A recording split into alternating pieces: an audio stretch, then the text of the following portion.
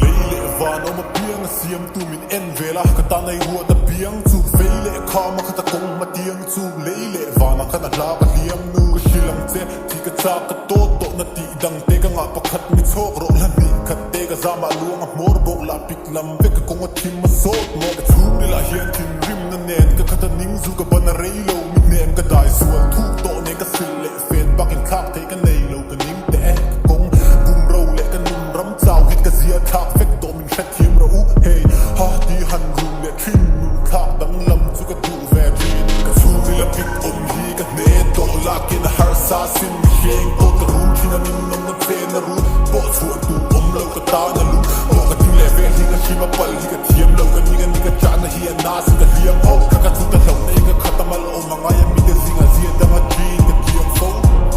nun ram ma chaw wa chak to kho lo ka chu len ka la nun ram ka hlak ka phak to do lo pui tu ka au o bei se chu ka nei ve chi le rei lo ka mai sem hi ka von ban cha kai tu mi pui ro dai ka lau to dam lai tham tu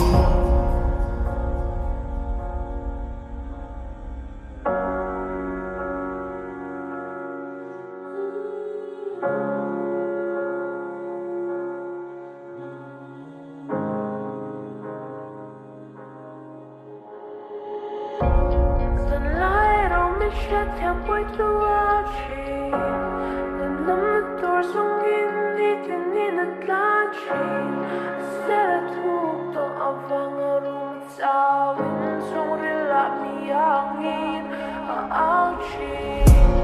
Xem đôi đoàn sinh mi giấc mất dạo chùa Rây an tay lâu với chi khá ăn trôi Làm trắng rê nên mây lâu ở vai rồi Malta suana har sa van doi Shin nu na har sa mi thok tu tu ka song chin ka bo nge ka ta na har ning su ka bel chin na chang chu ka lim chin na ma se ka kwa har ka solo thing ka don tha na lo chu ka song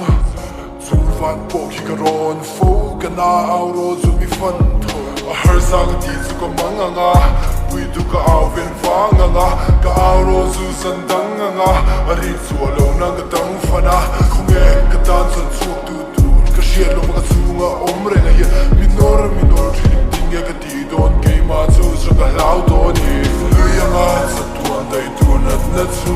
Ka pul sa pa mu mga nga re Thay ni se ka chung ril teng ina mga nga Ka to ve nga ra tu nay lo chu ka lau le nga Mo tu nay lo ka tlan le nga Ka pay pang ka pun vel thay lo ka sao do ni Ka nu lui fang in min Go ka tin tok lo na ka in Oh, ka run su mi ka ta na fo Ka chung